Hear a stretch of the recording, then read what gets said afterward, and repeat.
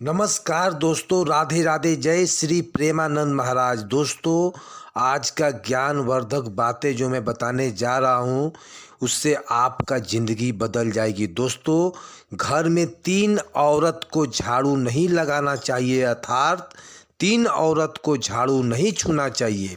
घोर पाप लगता है।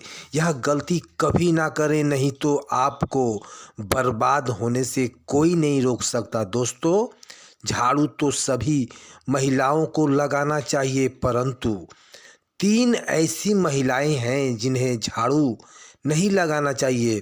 शास्त्रों में मनाही है इनको। शास्त्रों के अनुसार आज हम आपको बताएंगे कि वह ऐसी कौन सी 3 महिलाएं हैं जिन्हें झाड़ू नहीं लगानी चाहिए।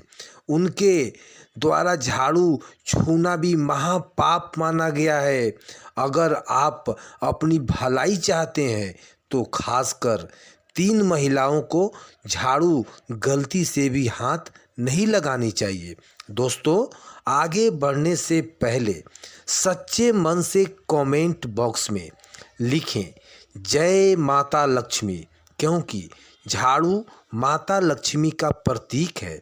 और हमारे चैनल को ज़रूर सब्सक्राइब करें और इस बेल आइकन को दबाना ना भूलें, क्योंकि हम ऐसी कई वीडियो लेकर आपके सामने आते रहते हैं जिनसे आपको फ़ायदा मिलेगा। दोस्तों, घर या हो या ऑफिस, उसमें इस्तेमाल की जाने वाली झाड़ू का बड़ा ही महत्व होता है। इसे लक्ष्मी का प्रतीक माना जाता है। लेकिन क्या कभी आपने गौर किया कि झाड़ू की वजह से घर में कई बार अशुभ चीज़ें घटने लगती है।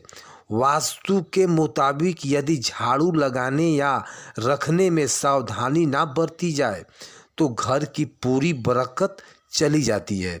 जो आपने कमाए होते हैं वह खत्म हो जाता है। अचानक परेशानी बढ़ जाती है और धन का खात्मा होने लगता है। धन संपत्ति नष्ट होने लगती है। दोस्तों, यह बात शायद ही कोई जानता हो। ऐसे में आज हम आपको बताएंगे कि वह ऐसी कौन सी 3 महिलाएं हैं जिन्हें झाड़ू नहीं लगानी चाहिए। उसके द्वारा झाड़ू छूना भी घोर पाप माना गया है। और इसलिए शुरू करते हैं। दोस्तों, नंबर 1, गर्भवती महिला। दोस्तों, गर्भवती महिला शास्त्रों के अनुसार बताया जाता है कि किसी भी गर्भवती महिला को झाड़ू नहीं छूना चाहिए, अर्थात झाड़ू घर में नहीं लगानी चाहिए, मना जा किया जाता है। ऐसे में सिर्फ होने वाली संतान को कष्ट मिलते हैं, अपितु शिशु को जन्म देने वाली महिला को भी घोर पाप लगता है। यानी गर्भवती द्वारा झाड़ू छूने पर उसे महिला को कई गुना पीड़ा भोगनी पड़ती है। आयुर्वेद के अनुसार कहा जाता है कि गर्भवती महिला को ऐसे समय में झाड़ू पोंछा नहीं लगाना चाहिए। आयुर्वेद का मानना है कि ऐसे समय में योग आसन करना चाहिए। और क्योंकि झाड़ू लगाने पर शरीर में काफ़ी प्रेशर पड़ता है, जिसके कारण होने वाला शिशु कई कष्टों को झेलता है। वहीं गरुड़ पुराण में बताया जाता है कि जब कोई गर्भवती महिला शिशु खर्चा कई लाख गुना बढ़ जाता है। ऐसी स्त्री के चरण छूने पर व्यक्ति स्वर्ग को पा लेता है। परंतु जो महिला गर्भवती अवस्था में अगर झाड़ू लगाती है या छूती है तो वह कष्ट के समान होता है। अगर कोई दूसरा व्यक्ति ऐसे उसे झाड़ू लगाने पर बोलता है या कोई भी काम करवाता है तो उसे घोर पाप लगता है। कम से कम इस समय आराम करें, योगासन करें। योगा करने से तो नंबर 2, बीमार व्यक्ति। बीमार व्यक्ति शास्त्रों के अनुसार कभी कोई काम नहीं करवाना चाहिए, उसे आराम करना चाहिए। ऐसे में बात जब झाड़ू लगाने की हो तो किसी भी महिला को इस समय झाड़ू नहीं छूना चाहिए। ऐसी अवस्था में झाड़ू लगाना और छूना पाप माना गया है। इससे उल्टा बीमार व्यक्ति को पाप लग जाता है, क्योंकि झाड़ू को लगाने के लिए पर्याप्त मात्रा में ऊर्जा की ज़रूरत पड़ती है। ऐसे में बीमार व्यक्ति को झाड़ू नहीं लगाना चाहिए। झाड़ू तभी लगाएं जब आप शारीरिक रूप से संपन्न हो। कि जब कोई बीमार व्यक्ति झाड़ू लगाता है तब घर में धन की हानि होती है, धन संपत्ति धीरे धीरे नष्ट होने लगती है, क्योंकि ऐसे में बीमार व्यक्ति और कई गुना बीमार हो जाता है, जिसके कारण धन की हानि होती है। इसलिए आराम करें और कामकाज किसी और से करवा लें। दोस्तों, नंबर 3, मासिक धर्म। मासिक धर्म में स्त्री की मानसिक पीड़ा एक ऐसा दर्द है जो शायद ही कोई जानता हो। कहा जाता है कि महिलाओं को इस समय आराम करना चाहिए और कोई भी घर का ऐसा कार्य नहीं करना चाहिए जिसके कारण तकलीफ और बढ़ जाए। इस समय ना तो रसोई घर में जाना चाहिए और ना ही झाड़ू को छूना चाहिए। ऐसे में तुलसी में पानी भी नहीं डालना चाहिए। माना जाता है कि मासिक धर्म के दौरान घर में झाड़ू पोछा पाप माना गया है। इससे झाड़ू अपवित्र हो जाता है और स्त्री को पाप लग जाता है। ऐसे में घर में धन की बर्बादी होने लगती है।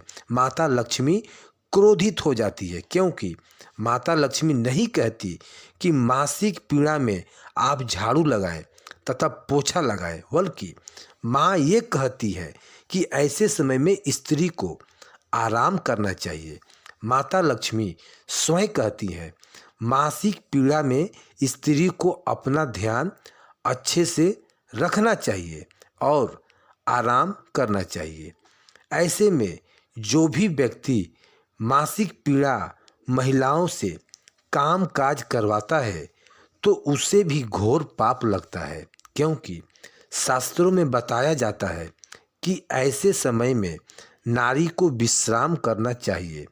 जब किसी महिला को मासिक धर्म आता है तो उसे दर्द को एक महिला ही समझ सकती। गरुड़ पुराण में कहा जाता है कि मासिक धर्म में ईश्वर की प्रतिमा भी नहीं छूना चाहिए। अगर आपका इस दिन व्रत हो तो आप व्रत का पालन वैसे ही करें जैसे कि आप बाकी दिनों में करते आ रहे हैं। मासिक धर्म में ईश्वर की प्रतिमा को छू नहीं सकते, घंटी भी नहीं बजा सकते। ऐसे में आप कथा सुन सकते हैं, ईश्वर की प्रार्थना कर सकते हैं, परंतु ईश्वर की प्रतिमा को गलती से भी मत छूना। आप घर में किसी और से पूजा पाठ करवा सकते हैं और आप व्रत रख सकते हैं। शास्त्रों में एक और प्रावधान है कि जो भी व्यक्ति मासिक पीड़ा महिला से सेवा करवाता है तो वह व्यक्ति माता लक्ष्मी की कृपा पाता है। ऐसे समय में स्त्री की सेवा करना माना गया है। दोस्तों, नंबर 4, मासिक धर्म के दौरान रसोई घर में खाना क्यों नहीं बनाना चाहिए, चलिए जानते हैं। माना जाता है कि इस समय महिलाओं के अंदर से कई ऐसे अवशेष निकलते हैं जिसके कारण वह खाना भी दूषित हो जाता है। कहा जाता है कि परेशानी में आकर या दर्द में आकर भोजन बनाना या किसी को खिलाना स्वयं उस भोजन को जहर के समान माना गया है। गरुड़ पुराण में माना जाता है कि किसी व्यक्ति बीमार को भोजन नहीं बनाना चाहिए, क्योंकि वो व्यक्ति बीमार है तो ऐसे में उसके बुरे अवशेष खाने में चला जाता है और आप भी बीमार पड़ सकते हैं। इसलिए कहा जाता है जब किसी महिला को मासिक धर्म आता है तो उसे रसोई घर में नहीं जाना चाहिए, खाना भी नहीं बनाना चाहिए, नहीं तो ऐसा खाना दूषित तथा जहरीला बताया गया है, क्योंकि इस समय महिला शारीरिक रूप से स्वस्थ नहीं होती। अगर आपको बुखार है, सर दर्द है या खांसी जुकाम भी, तब भी आप रसोई घर में खाना न बनाएं। ऐसा खाना भी दूषित बताया गया है। इस समय आपको विश्राम करना चाहिए। दोस्तों, नंबर 5, मासिक धर्म के दौरान पति पत्नी को ऐसा समय में दूरी बनाकर रखना चाहिए। इस समय पत्नी के साथ संभोग करना या उन्हें परेशान करना घोर पाप के बराबर माना गया है। इससे आपको नरक के दरवाजे खुल सकते हैं। आपका अगला जन्म किसी जानवर के रूप में हो सकता है।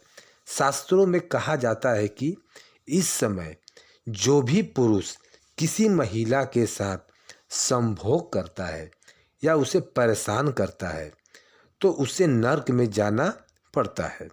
साथ ही साथ उसका अगला जन्म किसी जानवर के रूप में हो सकता है, क्योंकि इस वक्त महिला शारीरिक रूप से स्वस्थ नहीं होती। वह इस समय कई ऐसे दर्दों को तथा कष्टों को झेल रही होती है जिसे आप नज़रअंदाज भी नहीं कर सकते। मासिक धर्म का दर्द स्त्री को झंझोड़ कर रख देता है। ईश्वर स्वयं कहते हैं, जब कोई नई मासिक धर्म का पालन कर रही है तो उसे कष्ट नहीं देना चाहिए, बल्कि उसे आराम करना चाहिए और उसकी सेवा करना चाहिए। इसलिए कहा जाता है कि मासिक धर्म के दौरान महिलाओं को ऐसा कोई भी कार्य नहीं करना चाहिए जिससे कि उसकी पीड़ा और बढ़ जाए। ऐसे में आप आराम ही करें और शरीर को साफ रखें। दोस्तों, नंबर 6, क्या मासिक धर्म के दौरान शिशु को स्तनपान कराया जा सकता है? आइए जानते हैं। हमारे शास्त्रों में ऐसा कहा गया है कि माँ का दूध कभी भी जहरीला नहीं होता। इसे अमृत के समान माना गया है। यह भी किसी भी परिस्थिति में दूषित नहीं होता।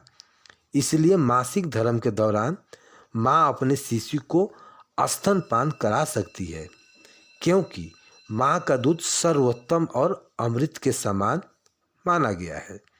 माँ का दूध में इतनी शक्ति होती है जिसे आप नज़रअंदाज भी नहीं कर सकते हैं। हमारे वेदों में बताया जाता है कि जो व्यक्ति अपनी माँ का दूध पी लेता है और उसे दूध का हक अदा करता है तो उस शास्त्रों में अनुसार स्वर्ग की प्राप्ति होती है।